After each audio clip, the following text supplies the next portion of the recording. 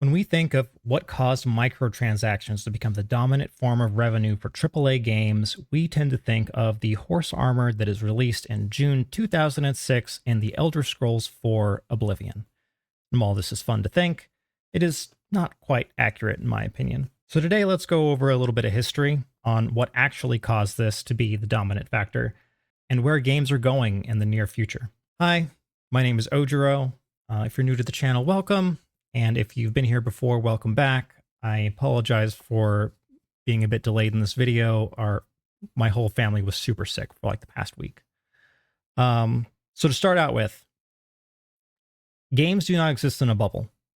Whenever you have something big happening in tech in particular, you will have people look at it and say, how can we either run games on it, or how can we integrate features that make that popular to make more money for us? So to start our story, let's also stick in 2006 when we have the horse armor launching and look at something that is far larger and far more impactful to society. That is the release of Facebook. Facebook launches in fall of 2006 to about 12 million users. And by the end of 2007, we have about 50 million people on the platform. Another big thing that happens in 2007 is games start to become more popular on Facebook. You have Zynga being the biggest contributor to modern day gaming. You have Zynga releasing Zynga Poker, which makes them money hand over fist. This would only be a small stepping stone in terms of what we would see out of the platform. We would see continual growth in Facebook, where by the end of 2008, they had over 100 million users. And where our story starts here, 2009, when they surpassed 300 million, hitting 350 million by the end of the year. In 2009, another thing happened that was huge in the games industry. That is the release of Farmville. Farmville comes out and it becomes a huge sensation on social media. You have everything that people hate about a lot of modern video games that are in Zynga.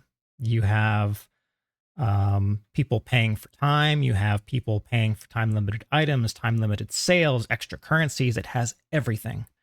The meteoric rise of Facebook and the games that are associated with Facebook made so much money so fast that we had investors all over the industry that were saying, how can we capitalize on their success or take the things that they are using and put them into our games? One of the most important things in all of basically any kind of Facebook game is a lot of psychology. Hell, it means psychology with a lot of sales in general. Like, you only have so much time and for you to buy this item, for example, or there's only a limited stock of these things to buy, so you better get it now. With Facebook games, they took all that and they cranked it up to 11. Everyone was supposed to share things. Virality was super important. You needed to get these items fast. So you need to send requests to your friends, and you need to pester your friends over Facebook Messenger and say, hey, I need you to accept my requests, and then I'll send you an item back. Just press my buttons. And while the major audience of these games was middle-aged females, that psychology of suddenly having people making it okay to purchase downloadable content and making these purchases in tremendous amounts for some people, it was a truly amazing point in time for the games industry, which, whether you like it or not, that was part of the games industry. But the following year, in 2010, we would have a couple of major events happen in AAA that would set the stage for what the expectations were for investors going forward. We had the release of StarCraft II, and we had the first mount sale of the Celestial Steed in World of Warcraft. So, for investors, they're going to look at a lot of things as a return on investment. put in so much money, they expect a certain level of profit. And at the time, they generally only had one bucket to collect all the money in. You had the sale of the game. So you have that one bucket, you sell 100,000 copies. Okay, you've filled it up with 100,000 sales. World of Warcraft was a bit special in that you had other services that you could buy in World of Warcraft, primarily the subscription fee. As long as people were willing to have their card on file and be there for, um, renewing their subscription, whether or not they paid, they still got the money. So it made it so that Blizzard, especially in 2010, when you had, I believe it was Wrath of the Lich King came out, it was height of the world for that game. I think it was like 12 million users were playing World of Warcraft in 2010. StarCraft comes out. Been in development for 7 years. Cost about $100 million to make. At the end of 2010, it has made $350 million. And if we look at what the return on investment of that is, you are looking at a return on investment of about 170%, which is not bad. $170 million in profits, nothing to scoff at. Well, let's take a look at the Celestial Steed. We have reports of about 140,000 people minimum that purchased the item. It went for $25, 140,000. You're looking at $3.5 million in sales. To make that horse in the game, it's just telling people that are already in the company to just produce an extra item. Let's say it cost $50,000 in man hours at Blizzard to get this horse out the door and sold to people. You're looking at a return on investment of 6,900%. Investors are going to look at these and say, do I want the high risk, low return StarCraft 2 major title, or do I want the low risk, extremely high return microtransactions? By the end of 2010, Zynga would have $1.14 billion in revenue, and Activision Blizzard would have $4.76 billion in revenue, meaning microtransactions were making up basically a quarter of what all of Activision Blizzard was making that year.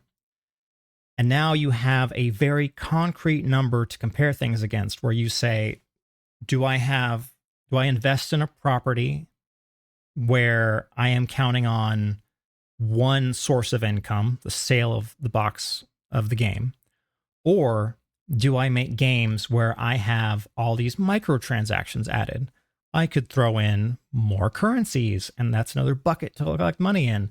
I could throw in more skins. I could throw in more items, mounts, whatever it could be.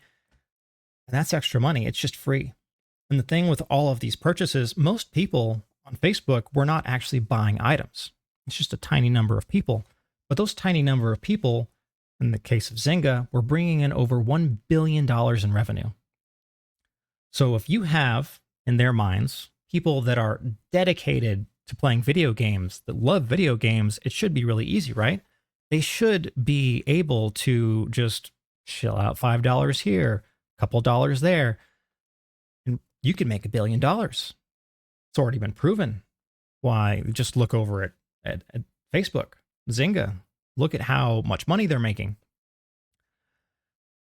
So to put into perspective for how much effort a lot of this stuff was, I graduated in 2008, which was a fantastic year for the job market, and basically couldn't get hardly any work for like a year and a half.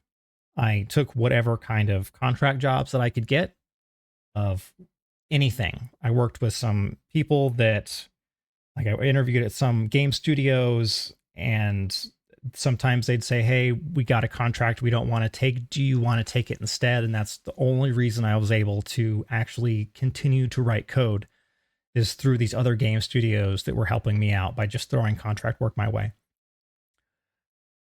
The first big job I got was out in Silicon Valley working for these Facebook games because I had like $70,000 in student loan debts, and every company and their sister that was in games said to work at our company, you need a minimum of 2 to 4 years of experience for this entry level position.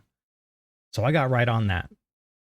And within my first year of being there, the most successful feature I came out with, we had one programmer, myself, one artist that was more on the junior side, and we had a producer.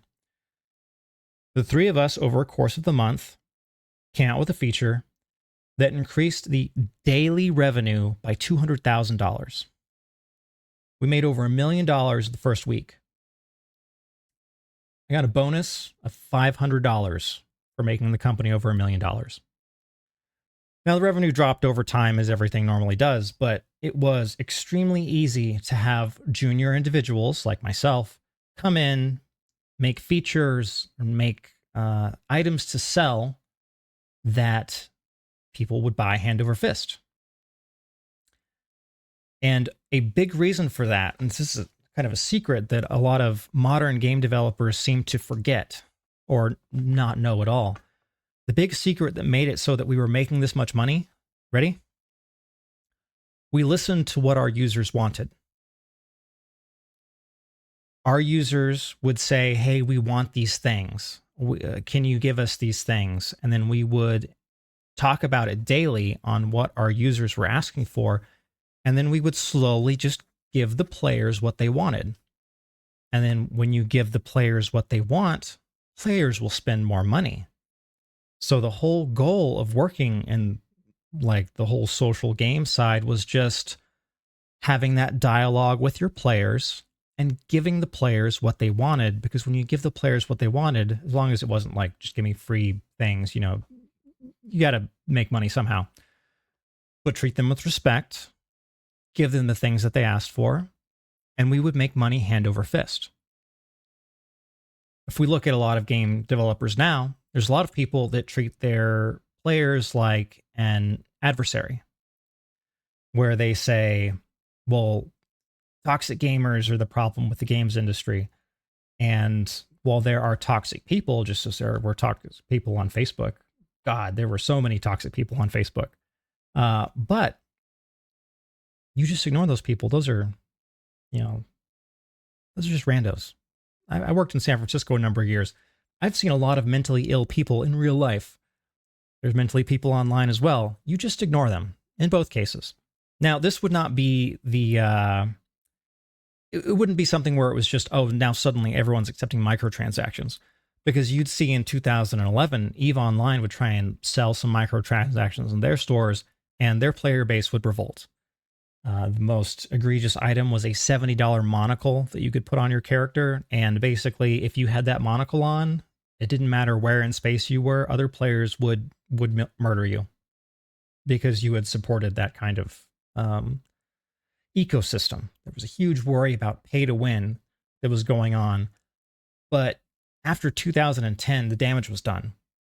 We had probably the biggest AAA company run a test, and everyone, not everyone, enough people were okay with getting microtransactions that it was a viable strategy going forward.